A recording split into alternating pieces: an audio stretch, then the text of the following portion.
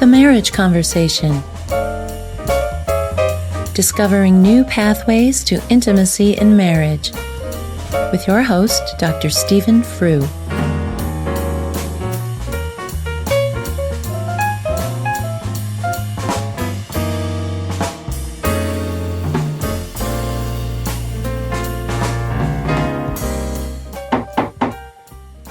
Have you ever wanted to walk into a stranger's house unannounced and take a look around? See how they live, what they're having for dinner, how they talk to each other. Hi, I'm Stephen Frew. Welcome to the Marriage Conversation. I've been fascinated by families and how they live and how they get along, what they do, what they eat, how they eat, since I was 4 or 5 years old.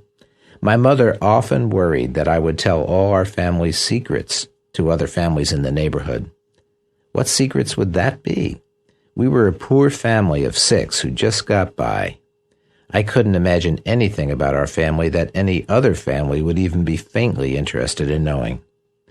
What really was going on was this. My mother had her secrets, and it may be that even she didn't know the extent or the power of her hidden life. I was her youngest son, and I knew a lot, but I wouldn't have thought they were secrets. My mother came from a Swedish family, came to the United States in the early 1900s. She was just a year younger than the calendar year, and when she was in her early 20s, tragedy hit her family hard. She was just beginning to feel the joy of being a young woman. She had a job in a flour factory, played in a string band, sang in church, dated a young Swede named Gus. One night, on the way home from hanging out with friends, her brother suffered an aneurysm. He bled to death in front of a theater in West New York, New Jersey. He's just 19 years old. Within a year, her father died. Then her mother died. Then her only sister married. My mother was bereft of family well before her 25th birthday.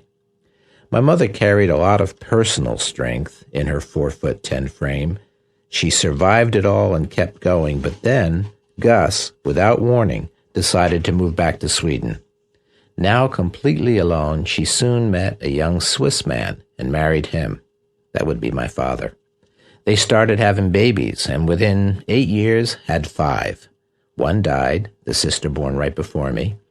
Though she never talked about her sorrow, I always knew my mother to be profoundly sad. Perhaps that was one secret she didn't want told, but there was another.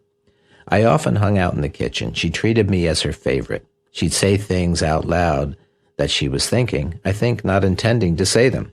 So some mornings, while she was baking and I, still a little boy, had stayed home from school yet again, there in the kitchen she would muse, I should have married Gus.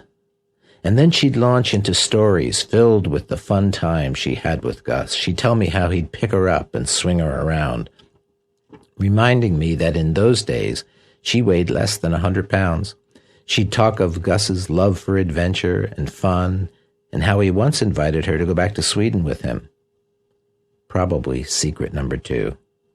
And she'd complain about my father, always tired, always working, always doing his books. I came to know that she didn't have much love for my dad. Secret number 3. My mother built her survival around a long past fantasy. Soon she added another. She would say on a particularly discouraging day, soon we'll be with Jesus.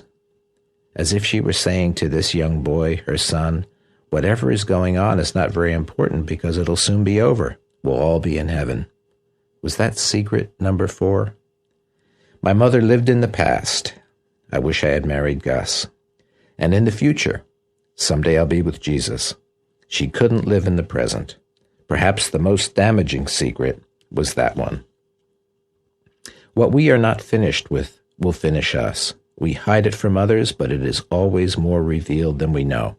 The philosopher Sorokin said it this way, those who forget the past are condemned to repeat it. We would say those who refuse to, or are unable to deal with the past, keep on repeating the sorrow and the loss of it. If you would like more of this conversation, check out themarriageconversation.com. This is Stephen Frew. Thanks for listening.